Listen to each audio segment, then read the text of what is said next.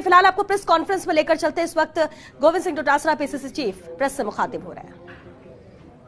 रीट भर्ती हमारी सरकार करने जा रही है और माननीय मुख्यमंत्री जी ने 2 वर्ष के जलसे के अंदर जो 25 अप्रैल को रीट की भर्ती कराने की बात कही थी, उसमें पिछली 2017 की जो रीट हुई थी उसमें काफ़ी कुछ बातें ऐसी थी जो लोगों ने आकर के बताया था कि इसमें इस तरह की दिक्कत है, राजस्थान के लोगों को कम महत्व मिलता है। कई डिमांड्स थी जो रीट परीक्षा देने वालों की, उसको देखा गया। कई जो वीकर सेक्शन हैं उन्होंने ये कहा था कि साहब इसमें हमारे दिक्कत आती है। तो इन सब चीज़ों को समाहित करते हुए हमारे प्रमुख शासन सचिव महोदया ने और सभी अधिकारियों ने काफ़ी मेहनत की और माननीय मुख्यमंत्री जी तक काफ़ी दफ़ा चर्चा हुई। उसके बाद में आज हम लोग माध्यमिक शिक्षा बोर्ड को जो नोडल एजेंसी है रीट भर्ती कराने की, उसको जो विज्ञप्ति भिजवा रहे हैं, उसमें जो प्रमुख संशोधन पिछली रीट के बजाय किए हैं वो मैं आपसे शेयर करना चाहता हूं पीसी के माध्यम से। 2017 में जो रीट कराई थी पिछली सरकार ने, उसमें सबके लिए रीट की न्यूनतम अंक 60% था, केवल SC ST के लिए 36% था। लेकिन हमारी सरकार ने काफ़ी लोगों की मांगों को देखते हुए जो और वीकर सेक्शन हैं उनके अंदर जो न्यूनतम 60% है उसके अंदर छूट दी है, जो मैं आपको बताना चाहता हूं। अनुसूचित जाति जनजाति में जो नॉन TSP है उसमें पहले 60% थी, अब उसको 55 किया गया है। और जो TSP हो चाहे 2017 हो, अब वो जो न्यूनतम SC का जो है वो 36% था, उसको 36% रखा गया। दूसरा, अनुसूचित जाति, पिछड़ा वर्ग, अति पिछड़ा वर्ग, MBC, EWS, इन सभी श्रेणियों में पिछली 2017 की रीट में 60% था, जिसको 5% की रियायत देकर के 55% किया गया है। समस्त श्रेणी विधवा, परित्यक्ता महिलाएं और भूतपूर्व सैनिक, इनके लिए भी 60% था पिछली भर्ती में। हमने इसमें 10% की रियायत दी है, 50% न्यूनतम अंक हमने माने हैं। और दिव्यांग निःशक्त जन श्रेणी में नियमानुसार आने वाले समस्त व्यक्ति, इसमें भी 60% था, लेकिन चूंकि हाईकोर्ट में भी लोग पिछले समय जो सिलेक्ट बच्चे गए और हाईकोर्ट ने भी इसको 40% तक अलाउ किया था, तो हमने उसको हाईकोर्ट के निर्णय को और लोगों की डिमांड्स को देखते हुए इसमें भी 40% न्यूनतम अंक हमने करने का फैसला किया है। दूसरा, शहरिया जनजाति के लिए बहुत कम पात्र व्यक्ति मिलते हैं, तो पहले 60% ही था, लेकिन इसमें शहरिया जनजाति, शहरिया क्षेत्र के लिए हमने 36% किया है।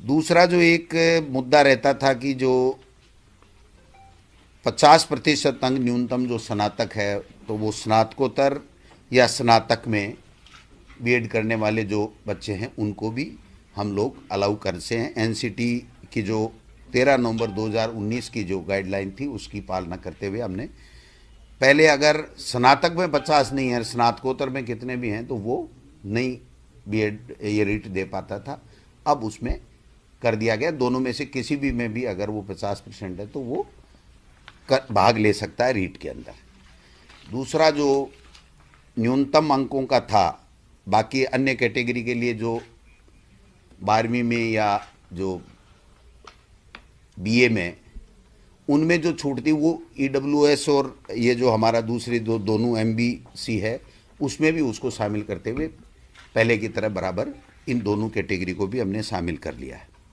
वाणिज्य जो विषय था उसकी काफ़ी समय से मांग उठ रही थी और उसको शामिल पहले नहीं किया जा रहा था, अब हमने इसको सोशल स्टडी L2, जो L2 का होगा हमारा बीएड किया हुआ व्यक्ति, तो वो उसमें सोशल स्टडी के अंदर हम उसको बीएड वाले को भी पात्र मान रहे हैं। एक रीट के साथ हमें सिलेक्शन का जो क्राइटेरिया था, जो पहले रूल थे उसमें 30% एकेडमिक के थे और 70% रीट के थे। तो हालांकि ये रीट का पार्ट नहीं है, लेकिन बताना जरूरी है, क्योंकि जो बच्चा रीट दे रहा है उसको ध्यान में रहना चाहिए कि मेरा सिलेक्शन का क्या क्राइटेरिया है। तो उसको जो हमारे राजस्थान के नौजवान शिक्षित बेरोजगार जो ज़्यादा आने चाहिए, जिनकी बहुत बड़ी मांग थी, उसको ध्यान में रखते हुए अब जो पहले हमने टेट में कर रखा था उस तरीके से यहाँ पर 90% रीट का वेटेज होगा और 10% उसकी जो एकेडमिक योग्यता होगी उसका होगा। तो ये 30% पिछली सरकार के समय था, जिससे काफ़ी ये शिकायतें आई थी और काफ़ी फर्जी डिग्री लेकर के बाहर के लोग भी आ गए थे।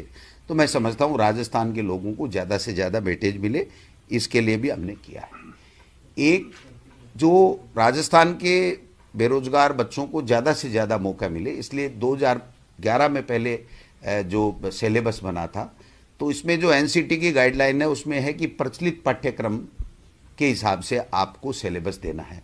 तो हमने दोबारा से सिलेबस तैयार करवाया माध्यमिक शिक्षा बोर्ड की टीम से, और उस सिलेबस में हमने राजस्थान को जहाँ जहाँ हमारी पुस्तकों में राजस्थान है वहाँ पर राजस्थान को सबसे ज़्यादा, राजस्थान की भौगोलिक परिस्थिति, संस्कृति आदि चीज़ों को हमने भूगोल, इतिहास, कला, संस्कृति सबको वेटेज देते हुए सिलेबस का निर्माण किया है। और जो सिलेबस है वो भी हम रीट के साथ या 1-2 दिन में जो भी माध्यमिक शिक्षा बोर्ड उचित समझेगा तो उसमें वेबसाइट में साथ में लगा देगा, जिससे वो बच्चे अपना अध्ययन कर सकते हैं।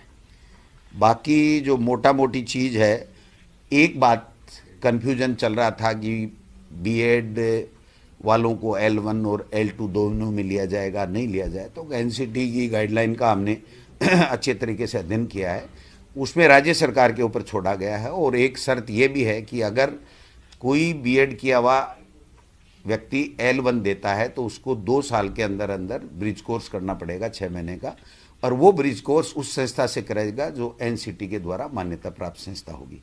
तो ऐसी संस्था राजस्थान में आज की तारीख में नहीं है। और बीएड के बच्चों को चूंकि फर्स्ट ग्रेड में, व्याख्याता में, सब में मौका मिलता है, तो बीएसटीसी के बच्चों को केवल L1 में मौका मिलता है। तो जब राज्य सरकार का क्षेत्राधिकार पे उनके विवेक के ऊपर छोड़ा गया, तो इसलिए राज्य सरकार ने दोनों